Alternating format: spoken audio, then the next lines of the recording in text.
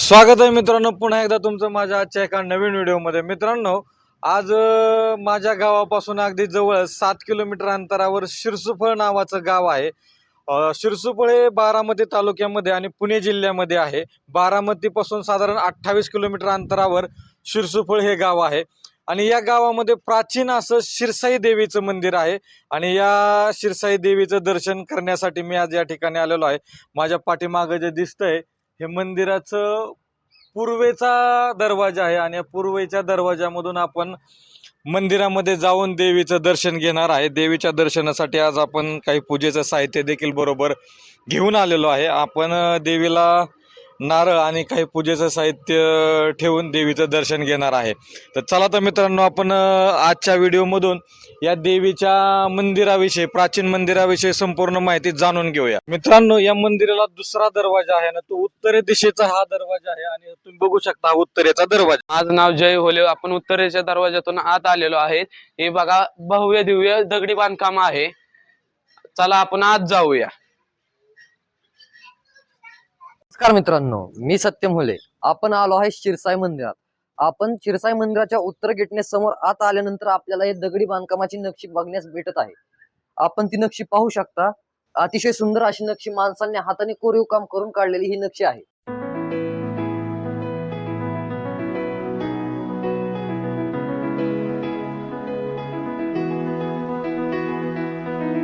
नमस्कार मित्रांनो, मी आर्यन. आता आपण दरवाजाच्या म्हणजे गेट मधून आत आल्यानंतर आपण बघू शकता की तुम्हाला ही मेन कळस आहे आणि त्याच्या भोवती चार कळस आहेत आणि हे खूप प्राचीन मंदिर आहे.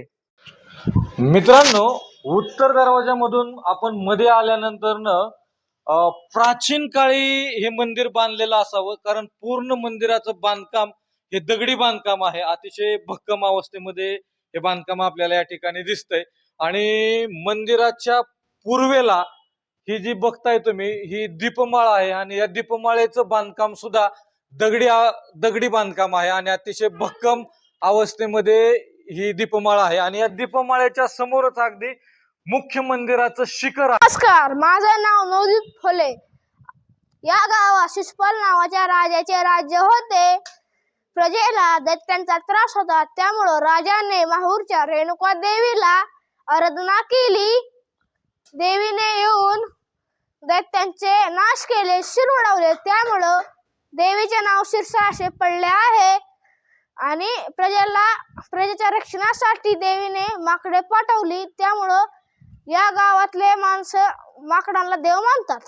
शिषपाल ह्या गावाची यात्रा अक्षय तृतीयेच्या दुसऱ्या दिवशी सुरू होते. यात्रेच्या पहिल्या दिवशी शिरसाई देवीची विशेष पूजा असते.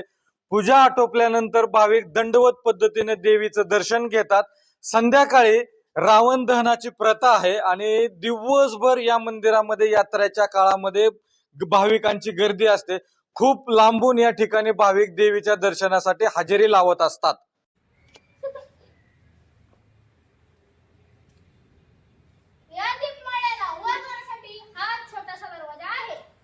नमस्कार मित्रांनो, माझं नाव आहे विहान. आज आपण देवीला नारळ फोडू. नारळ फोडल्यानंतर आपण देवीला तुमचू आणि हळद लावू. चल.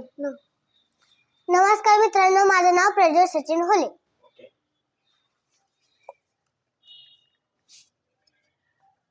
आज आपण देवीला आहे ना नारळ फोडणार आहे.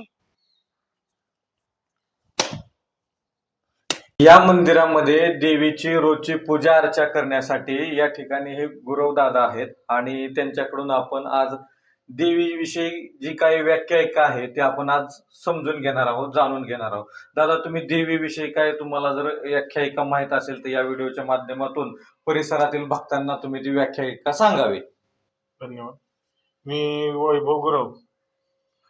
तर ही शिरसाई देवी म्हणजे माहूरगडच्या रेणुका मातेचा अवतार. इथं अशी आख्यायिका सांगितली जाते की पूर्वी इथं दंडकारण्य होते. जे झाडं वगैरे दिसतात ते झाडं खूप जुनी आहेत बाहेरची. आणि इथं जे दंडकारण्य होते म्हणजे पूर्वीच्या काळी राक्षस, दानव यांचा त्रास इथं जी जनता असेल त्यांना खूप व्हायचा. ऋषीमुनी वगैरे होते. तर त्या आणि इथं जे राजा संस्थान होतं, राजा जे राज्य करायचं, बरं ते राक्षसांचा त्रास व्हायचा.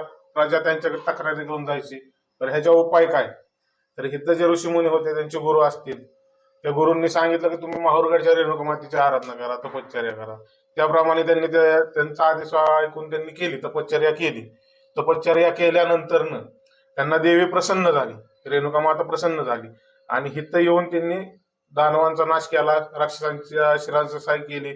त्यामुळे देवीला नाव पडलं शिरसाई आणि शिरसाई नावावरनं शिरसुफळ नाव पडलं.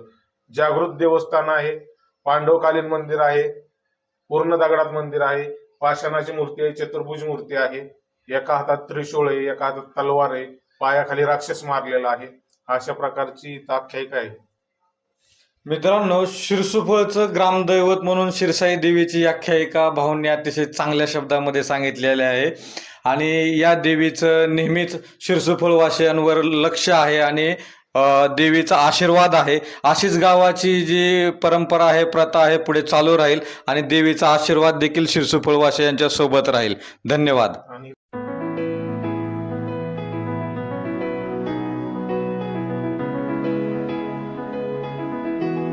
मित्रांनो, शिरसाई देवीच्या मंदिरामध्ये येणारे भाविक भक्त या माकडांसाठी येताना धान्य, फळं किंवा भाजीपाला काय आपल्या शेतामध्ये जर पिकत असेल तर या माकडांना घेऊन येतात. तुम्ही व्हिडिओमध्ये बघू शकता, मंदिराच्या परिसरामध्ये भरपूर या ठिकाणी माकडं आहेत. शिरसाई देवीच्या मंदिराच्या समोरच अगदी एक बारव आहे आणि शिरसाईच्या नावानं शिरसाईच्या नावानं मित्रांनो, आमचा व्हिडिओ आवडला असेल तर लाईक करा, सबस्क्राईब करा आणि जेवढा होईल तेवढा शेअर करा.